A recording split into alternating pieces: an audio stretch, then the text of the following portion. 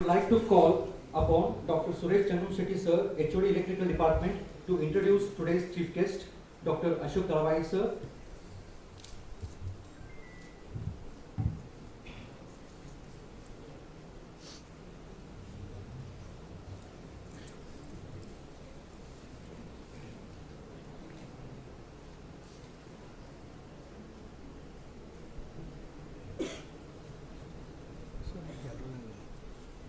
Good evening to all who have gathered here for this wonderful interactive session. It's an honor to introduce Dr. Ashok Dalwai, IPS, IAS, both in fact. Dr. Ashok Dalwai was born and brought up in Kaujilgi of Govt Taluk, Belagavi district. He studied primary education at government school in Kaujilgi, then 5th to higher secondary at Sainik School, Vijaypura. He did BSc graduation and MSc degree from Dalwai University. He was judged the best outgoing student in 1979 by College of Agriculture, Dalwai. Best Sportsman of the Year 1982 by National Police Academy, Hyderabad, and awarded the Outstanding Alumni by UAS Bengaluru in 2013. Born in farmer family, Dr. Ashok is highly fond of farming and he always wanted to contribute something worthy to farmers. He was also youngest IPS officer in his batch. Before IAS attempt, he had cleared IPS examinations in 1981 at the age of 21. He was studying MSc Agriculture at Dalwai University at that time.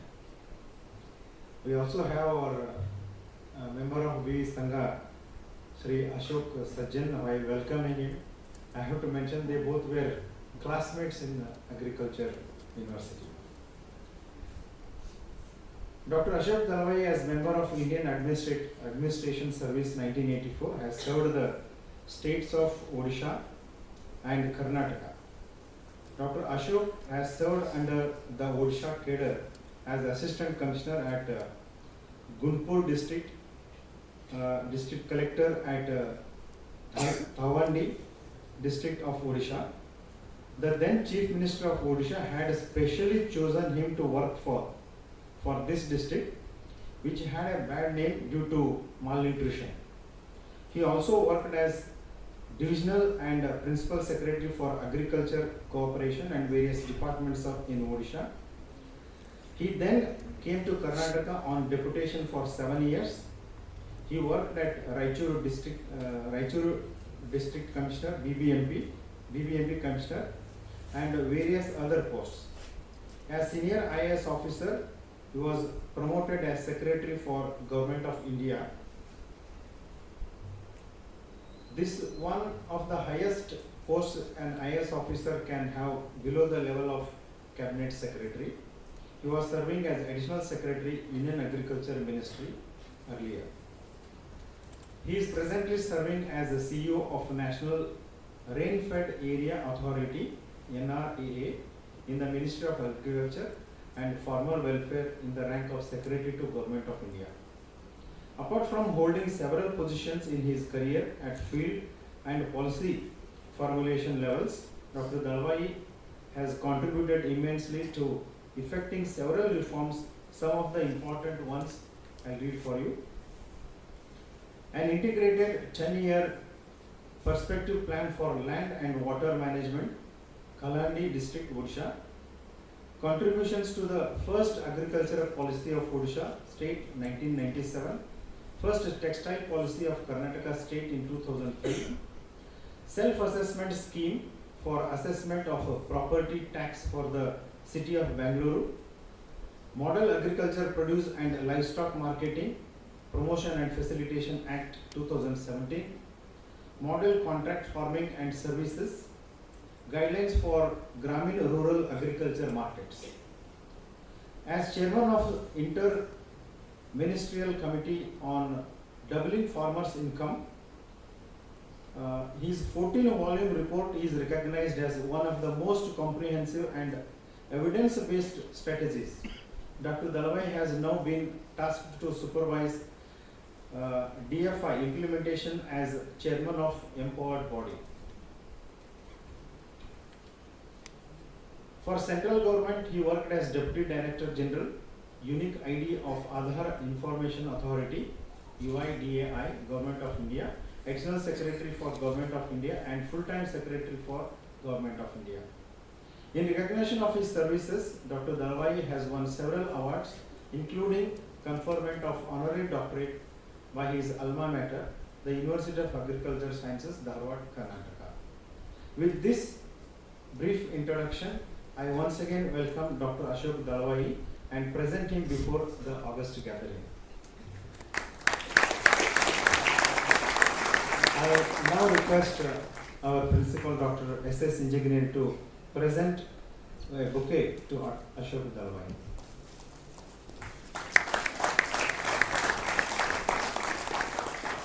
I also request Dr. Engineer to present a bouquet to Sri Ashok Sajjan, member of VV Sangha.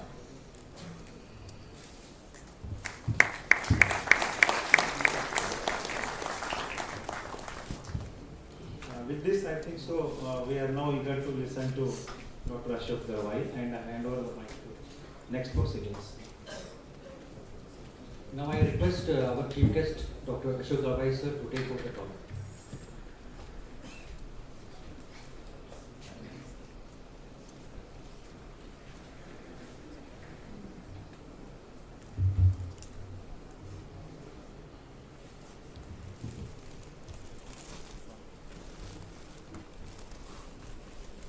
Good evening to everyone.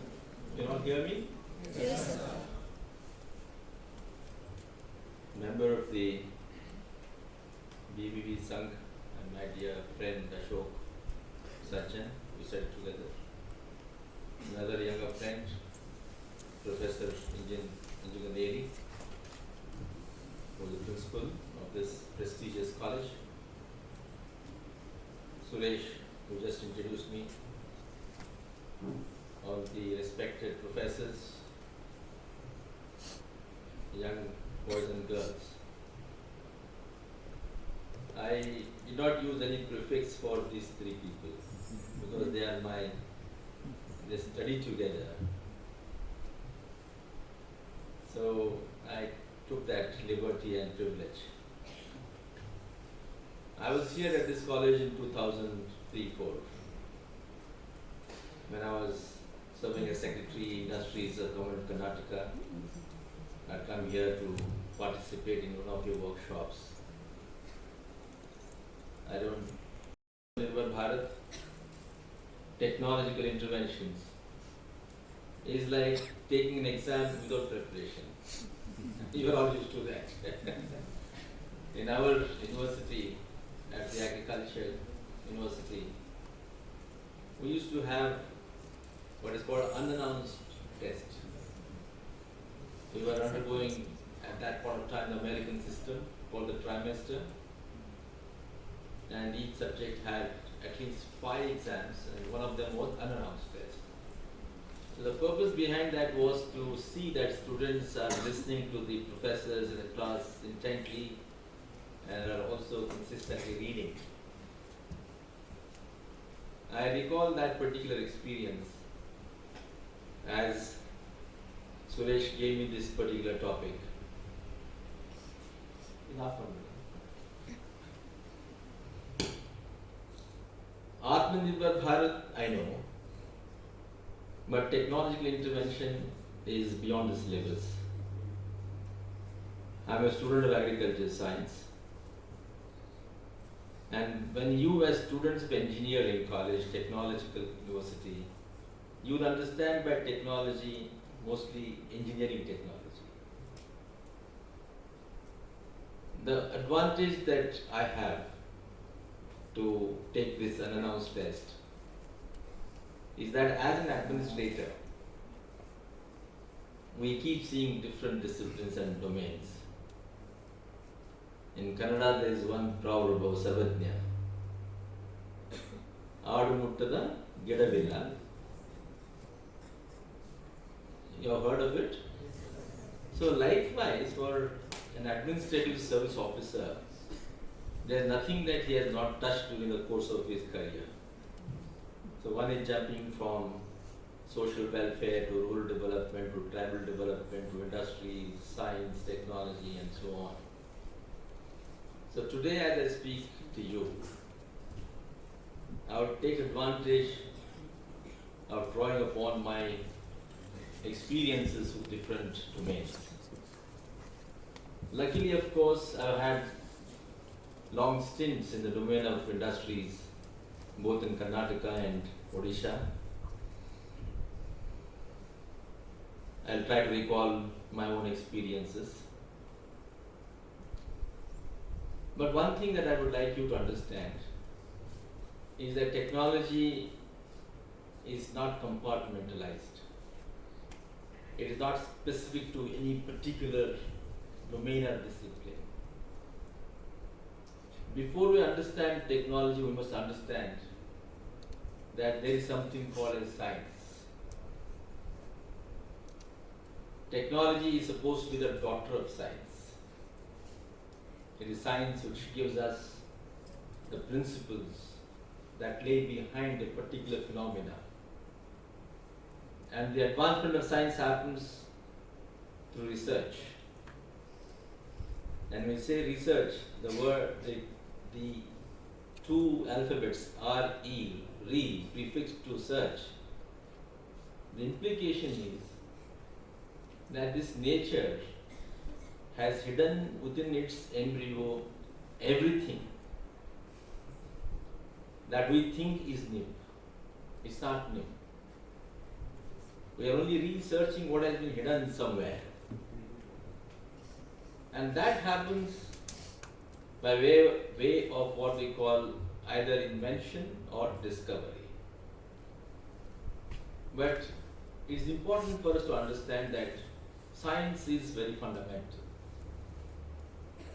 And we take advantage of that science to develop different tools as required for our practical applications. And that is called as technology. So science and technology go together. And in the recent years, we have added the third terminology called innovation. Science, technology, innovation. These three must be understood together. Innovation is not invention, neither is it a discovery. Innovation is the simplest of these three. It is mostly application of common sense. The principles already known and tested in one particular environment are replicated elsewhere with required modifications. But we need more and more of innovations so as to save time, save money, and achieve quick results for the advancement of human civilization. Now, when we talk about Atmanirbhar, there is a correlation between Atmanirbharata and this science, technology, and innovation. When we talk about Atmanirbharata, it can be at individual level, it can be at collective level. And when you talk of collectivity, it can be the nation or it can be the global society. And of course, it can be also decentralized systems like state and district, for example, or even taluka, or village, or gram panchayat. It is important, however, for us to know that when we talk about Atmanirbharata, in English we call it as self-reliance. We will now talk about self-reliance for the nation. We will not go into the self-reliance of individuals that our Siddheshwara Swamiji can speak. Right?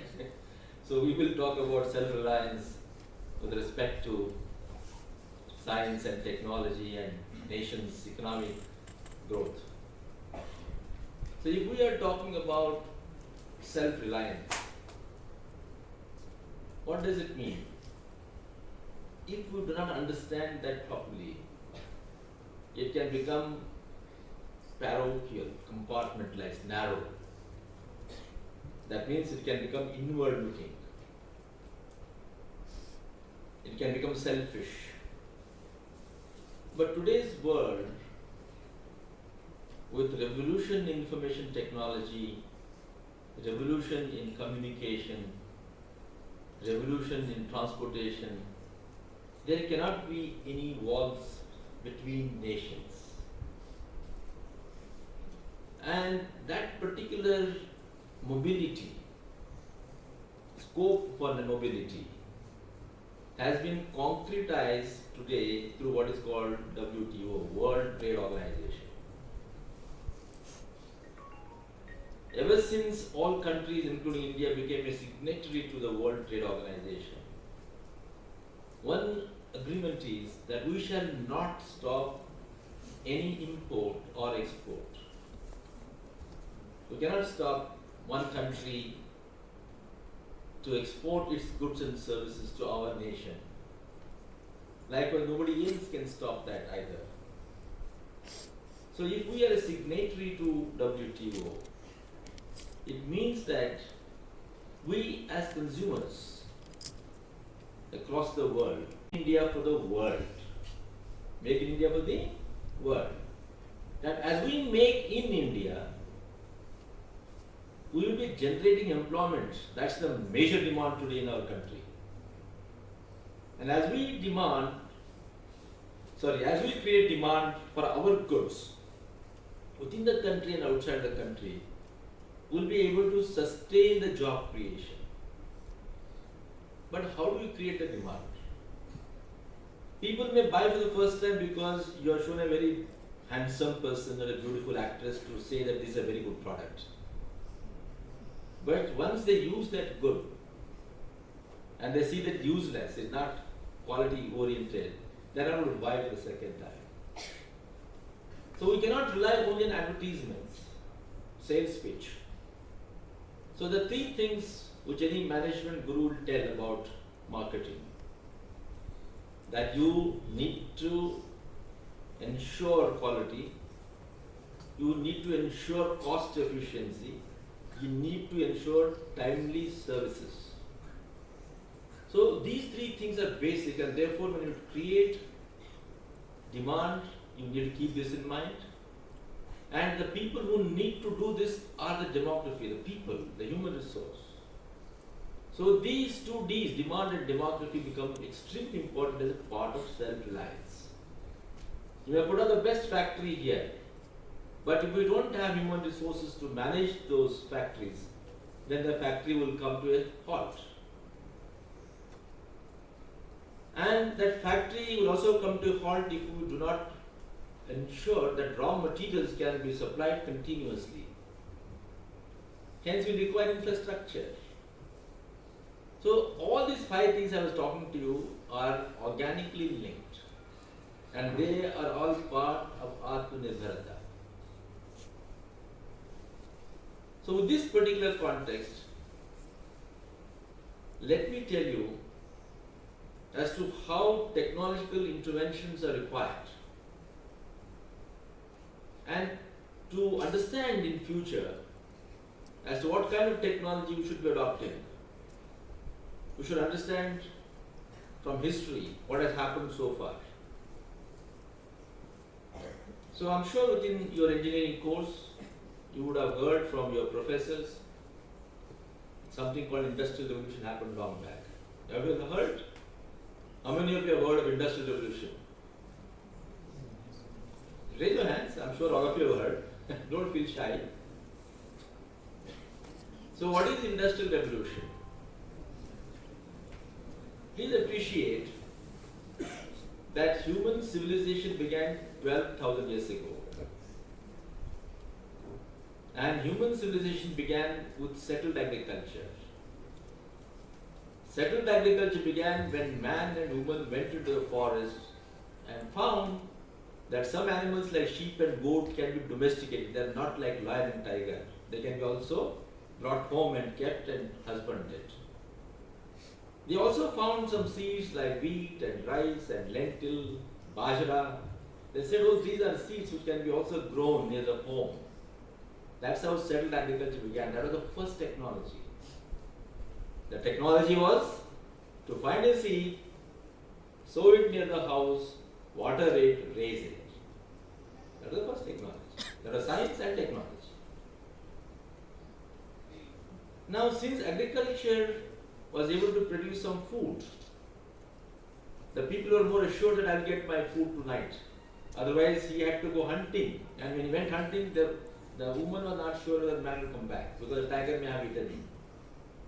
But when you are now growing near your home, you are more sure that I'm safe, and I'm also very sure that I'll get some food to eat.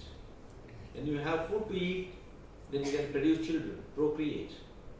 Then one home becomes two homes, two becomes three, it becomes small habitation, then becomes a village, and it goes on. That's how civilization has grown. But once man had food, he also needed something to cover himself. So he realized how fibers like cotton and jute can be converted into some kind of an apparel, textile. So you had technology evolving, industry growing, so rural and cotton industries, blacksmithing, carpentry, handlooms. Bagalkot is famous for handlooms. So you see that science and technology have grown with the civilization. So it doesn't mean that we didn't have industry at that point of time. We had. But with the kind of industries we had, we were different. Now, when we say industrial revolution, it means that something radical happened within the system of production, industrial production. So the mother of industrial production revolution was Scotland, part of the United Kingdom. So somewhere around 16th, 17th century, we saw that the volumes of production of industrial goods were picking up because they had now learned that we can organize the production system more methodically. If one carpenter was able to produce one chair in 7 days, now they were able to find a method where they could produce 10 chairs in the same 7 days. So that is the beginning of industrial revolution. However, what history recognizes by industrial revolution is the year 1784. Please remember this, 1784. When the first mechanized power loom came into operation. And that is the beginning of industrial revolution. Industrial revolution became possible because of new science. And that science was the power of steam, the power of water. Without that particular power of steam, and then in 2011 we talked about application of emerging technologies. In 2021, we are now talking about the humans coming back to shake hands with the robotics. Not that robots will start working themselves. There will be an interface, a handshake between the robot and the humans. So that the humans will drive the energy, the decision, and the robotics will do that work for you. Now, these industrial revolutions that we are talking about were all possible, are possible only because of changes in technology. Without the technology, you cannot have any kind of revolution in industries. Alongside this, you also need changes in the management principles. Without management principles, you cannot organize your production system. So what has happened? Just take a few names. I told you that Industrial Revolution number 2 that began sometimes in 1870 adopted what is called as a shop floor arrangement. Now, how did that happen? So we must talk about at least 4 important management gurus. There were also, of course, engineers.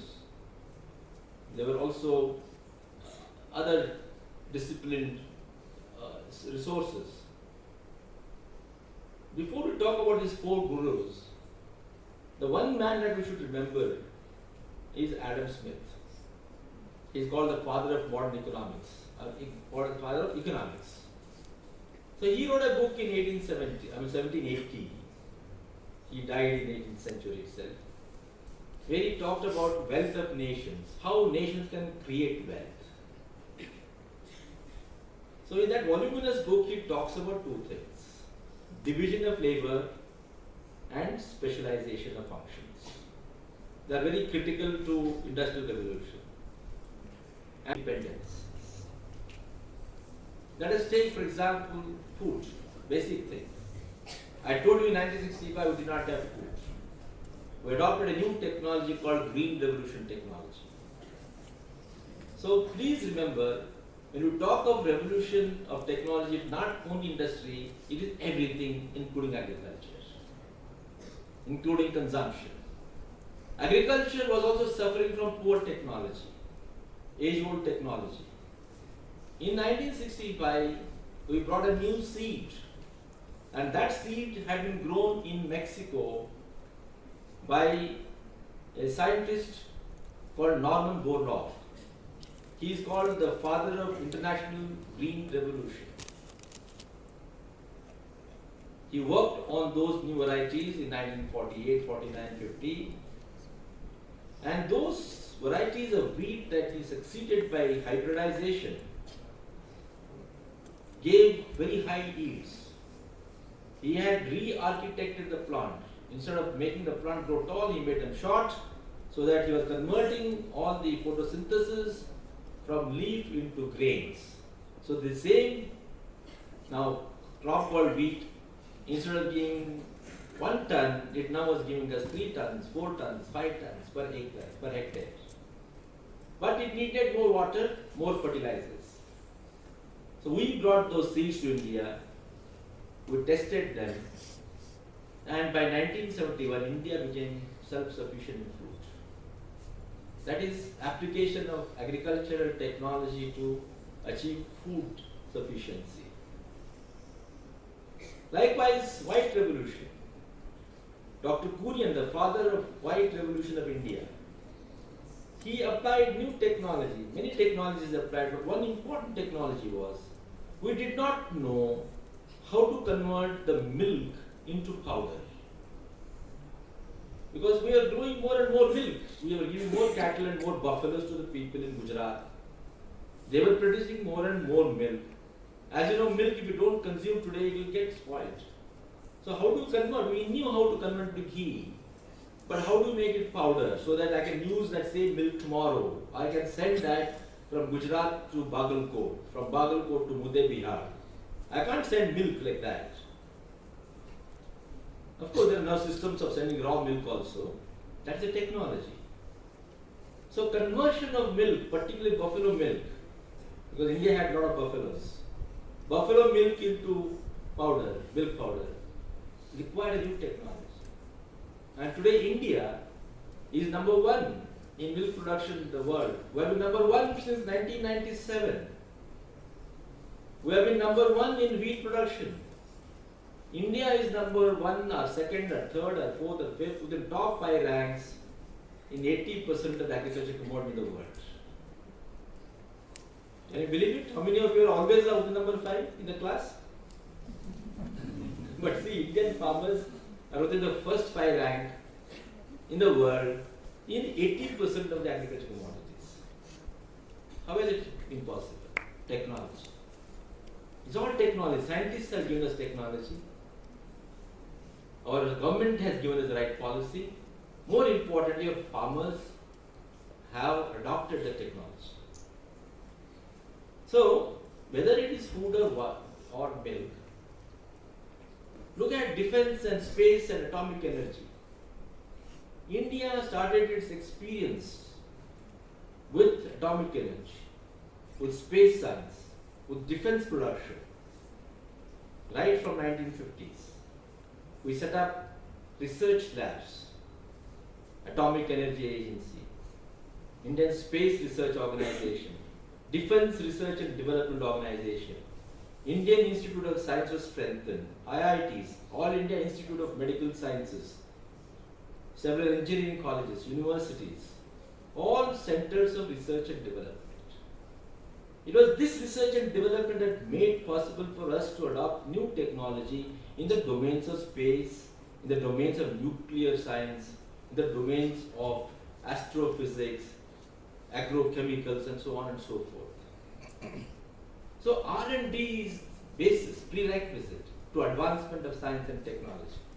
Today, India, our vehicles, space vehicles, are used by several countries in the world to launch their satellites. Indian space research started its application in agriculture as early as 1967. So today we are able to identify what area is under crops in the country using space geospatial technology. I'm just giving you a few examples. Today our ground force in Army or Air Force or Navy is one of the strongest in the world thanks to our research in defense. So all these domains tell us that because India started its tryst with self-reliance over the last 60 to 70 years, it today is self-reliant in most of these domains. However, we should not be resting on laurels. We should be continuously moving ahead because the other world is also changing. It is not that only India is changing. All countries are changing. Today we live in a world of competition. If I'm able to produce satellite launch vehicles at X cost, then tomorrow another country may say I will produce it at X minus Y. And what is meaning? Get vocal for local. Support for Tell me. Okay. Vocal for local. That means I want to consume my own commodities produced in India. I'll give preference to that. And make in India for the world. I will manufacture, but I'll also do it not just for my country, but for also outsiders. Can it be possible? Can we just jump that immediately? And how do we get that new technology? So before I say what we can do, you have heard of Japan, which is supposed to be the most advanced country, one of the most advanced countries in electronics, particularly the automobiles. They didn't know how to make cars. America was the cars called Ambassador, then Fiat, Standard. These are three brands. All together we manufactured 30,500 cars per annum. How many? 30,500 cars in 1981. In 1980, Government of India took the new policy decision that we can now enter into joint venture. Public sector undertakes in India, because till that time it was all social command and control system of economy, not liberalized economy. There was very little in private sector. Most of it was in the government sector. So the public sector undertakings were allowed to enter into joint venture. And India set up what is called Maruti Udyog Limited, entered into joint venture with Suzuki of Japan. And the objective was borrow the technology know-how from Suzuki and also learn the management principles from them, because Japanese are known for management principles. In 1981, this joint venture was launched. The first car came out in 1983. By 1993, the Maruti Udyog Limited produced 1 million cars. That means per year they had manufactured 1 lakh cars. Just one company.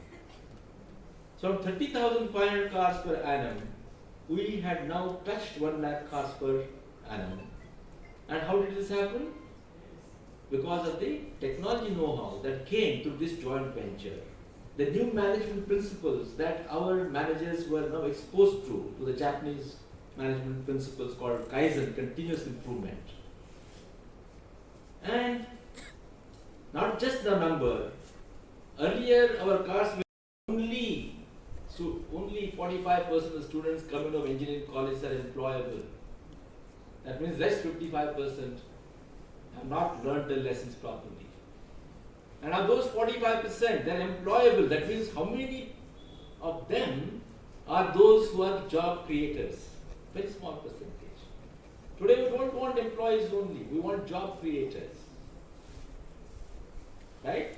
So, the way to self-reliance forward is that you now need to get self-reliant in terms of understanding technology.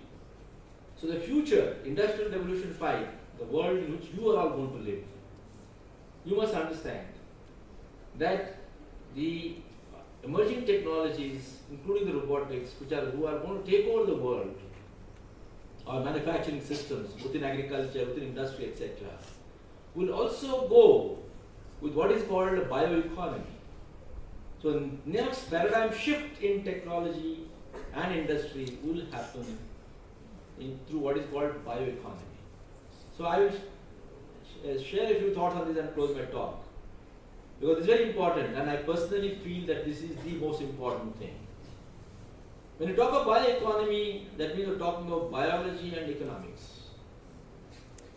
So we want to now hinge economics with biology. When I talk about biology, it's not just going to dissect frog or cockroach as you do in the labs. We are just talking about biologically generated produce and linking them to our manufacturing systems. So far, the industrial revolutions, beginning with the Industrial Revolution 1, is all based on fossil resources. Copper, iron ore, coal, petrol, petroleum products.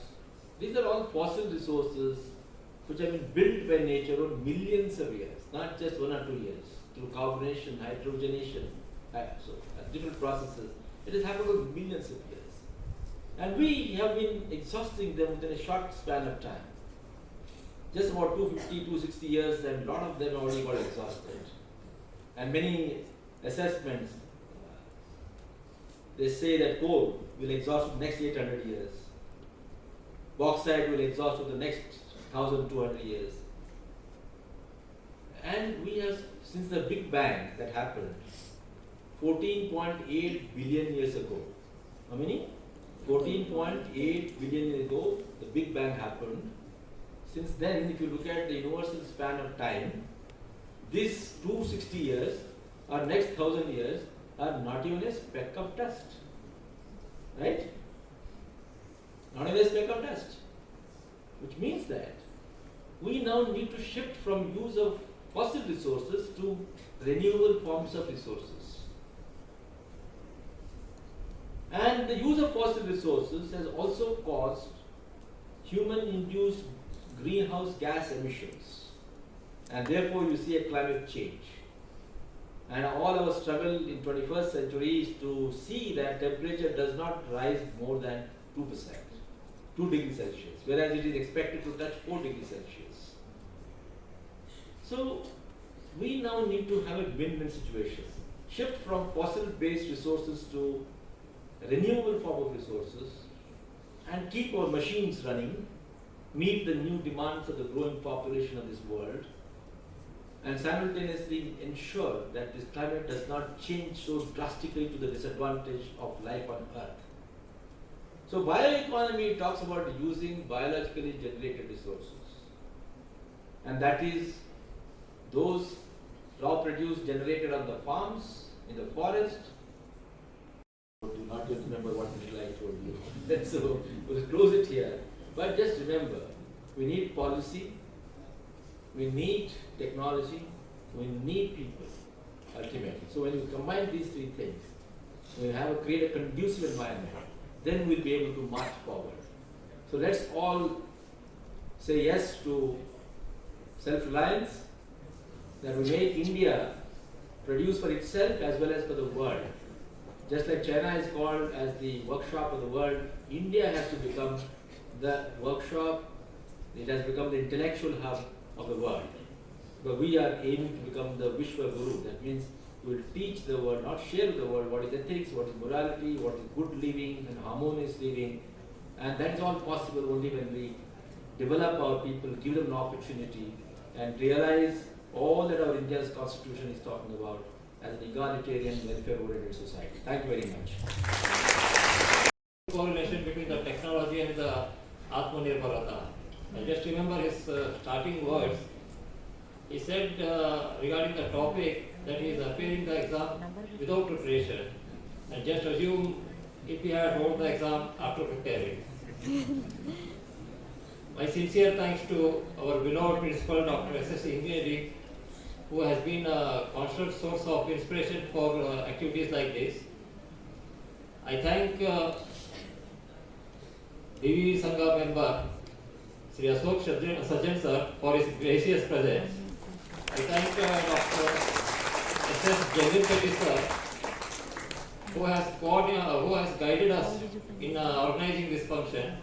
Finally, I thank all the HODs and my student friends, colleagues for participating in this talk. Thank you.